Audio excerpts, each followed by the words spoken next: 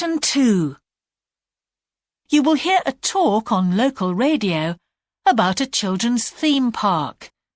First, you have some time to look at questions 11 to 13.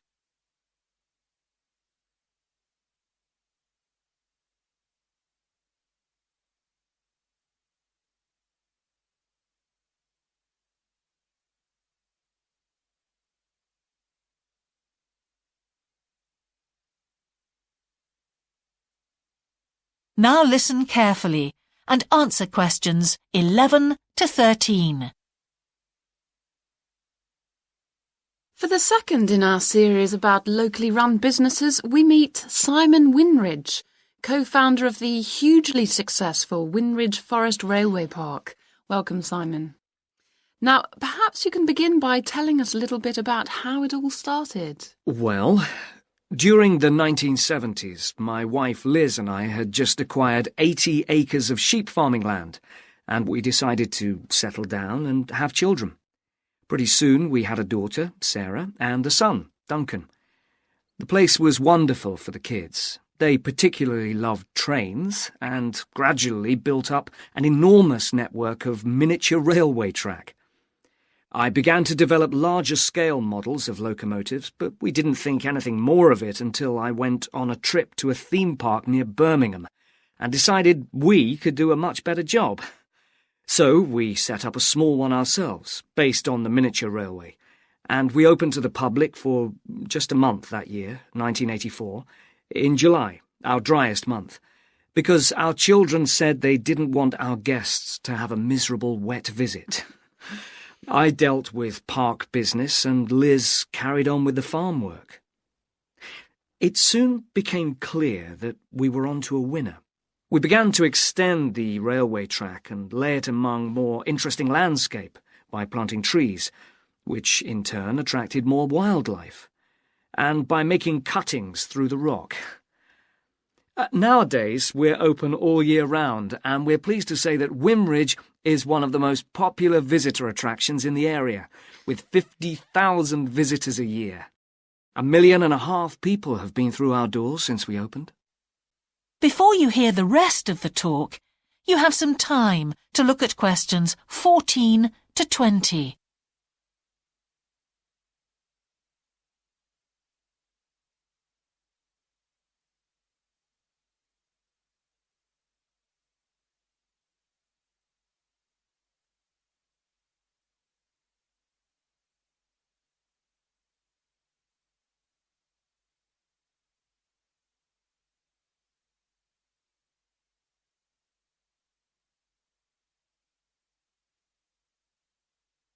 Now listen and answer questions 14 to 20.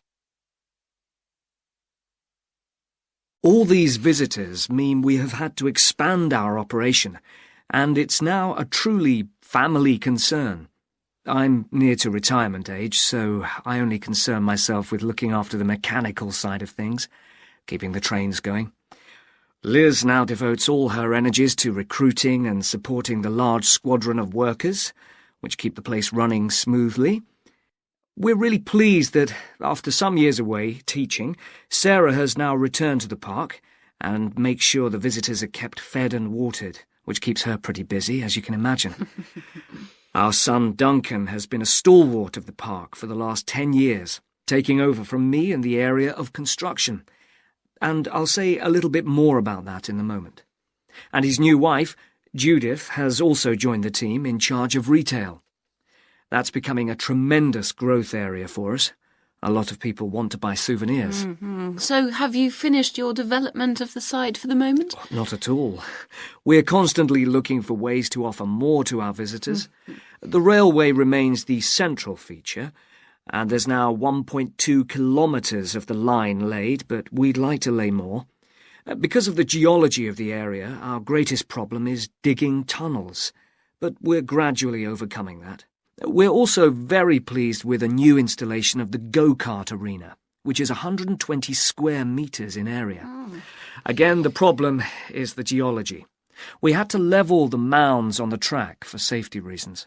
We wanted to enable 5 to 12-year-olds to use the go-karts. and the main attraction here is the Formula One kart. We've known fights to break out over who gets it. And then, finally, to our most recent development, which is the landscape swimming pool. That is the end of section 2. You now have half a minute to check your answers.